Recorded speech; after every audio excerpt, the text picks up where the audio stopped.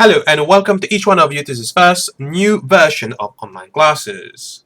Without wasting any time, let's go straight to the subject that we'll be looking upon today. So what we're going to look today is error detection and correction methods. And in this chapter, we'll be looking at these following topics: parity checks, checksum, and lastly, automatic repeat request. So let us start with the first topic, which will be parity checks. In order to know what is a parity check, we need to first know what is a parity bit.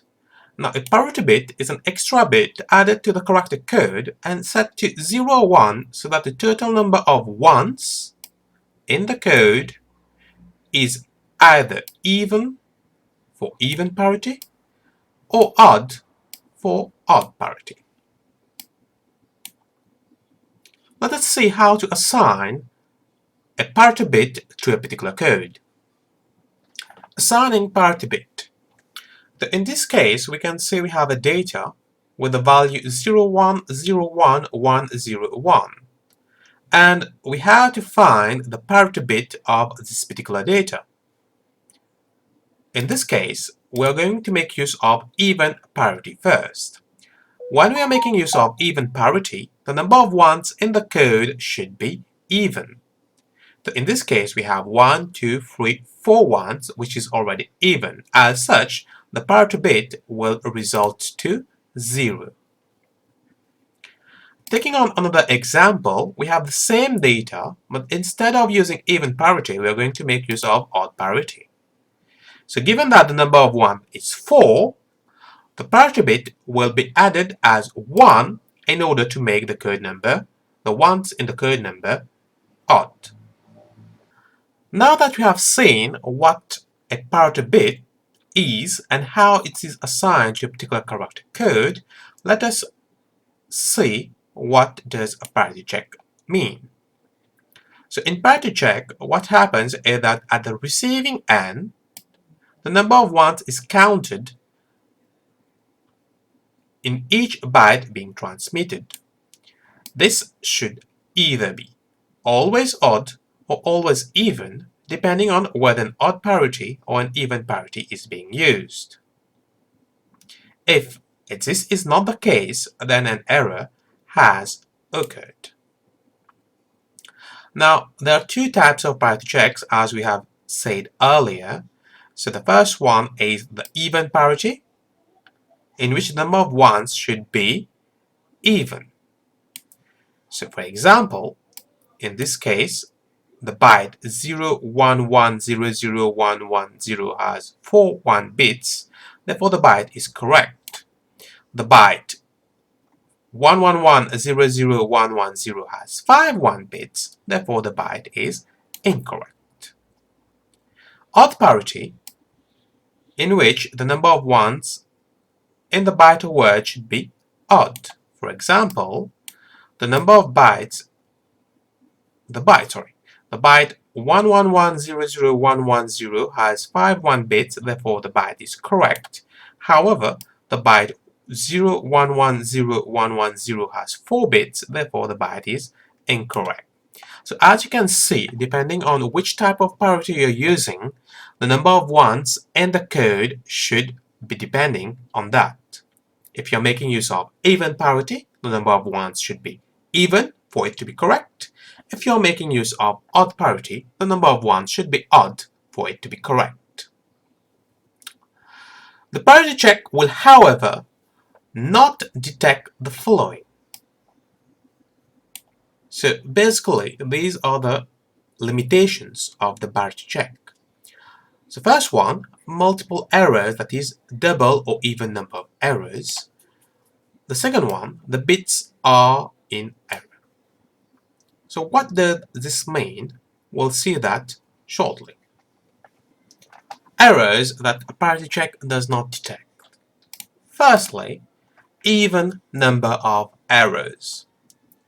Let us take an example of a sender trying to send this particular data, 01010010. Now this data is being sent for transmission using odd parity. Therefore, the number of 1 in the data should be odd. As you can see, we have 3 ones, therefore the data has a valid odd parity. As the data is sent to the receiver, the data is corrupted and is received as 01001001, which has a valid odd parity check. However, the data is not the same as what the sender had sent. As you can see, the 4th, 5th, 6th, and 7th bit have been changed, meaning 4 bits have been changed in our code. So as you can see, if we have even number of errors in our code, parity check will not be able to detect them. The second type of error that we have is that the bits are in error. Now, using the same example, so we have a 01010010 again, and again we are going to send for transmission using odd parity, and you will see that the bits have been received in reverse order. Instead of receiving 01010010, we have received the data in the reverse order, becoming 01001010. So the bits are valid, however, they're in error. These are the two examples in which parity check does not detect errors. Okay, the next error detection method that we have is the checksum. What is the checksum? The checksum, it is the resulting sum obtained by adding together all the elements, for example the byte, in a data block. After transmitting the block of data, the checksum is also transmitted. It is regenerated at the receiving end, and errors shows up as different checksum. Now let us have a visual view of how checksum works. So let's say we have a computer A trying to send data to a computer B. Now, what will the computer A do? It will calculate the checksum and then it will attach it to the data. The checksum is calculated at the sender's end, in this case computer A, and is attached to the data before transmission. So we have the data, the checksum is attached to the data, and is transmitted to computer B. Once the computer B receives the data, the checksum is recalculated at the receiving end. In this case, computer B, and errors show up with different checksum. Let us look at the last part of today's lesson, which is automatic repeat requests. Automatic repeat request, also known as automatic repeat query, is an error control method for data transmission that uses acknowledgements. Now, what are acknowledgements? Acknowledgements are messages that are sent by the receiver indicating whether it has received a data frame or packet correctly. And timeouts, which are specified period of times allowed to elapse before an acknowledgement is to be received. So in automatic receive requests, we are going to make use of acknowledgement and timeouts. If the sender does not receive an acknowledgement before the timeout, it usually retransmits the frame packet until the sender receives an acknowledgement, or it exceeds a predefined number of retransmission. So let us see how automatic repeat request works. So we have a computer A and a computer B. Computer A sends data to computer B. Computer B receives data and sends acknowledgement to computer A. Computer A knows that data has been successfully sent upon receiving the acknowledgement. Now this is a valid scenario whereby computer A sends a data and computer B sends the acknowledgement that data has been received. The following example shows what happens if the data is not received. So again, computer A sends data to computer B, but while transmitting, the data disappears.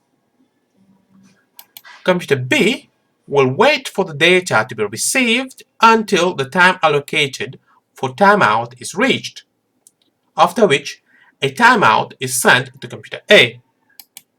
So the timeout is sent to computer A, and upon receiving this timeout, computer A knows that the data has not been successfully been sent.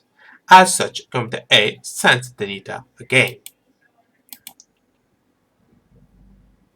So this sums up what happens when you make use of automatic repeat request. We have seen how data is sent through a valid normal sequence, and what happens when data is sent in an abnormal situation. That's all for today's lesson. If you have liked the video, please subscribe, click on the thumbs up, and leave a comment on how things can be improved. Until then, see you guys next time.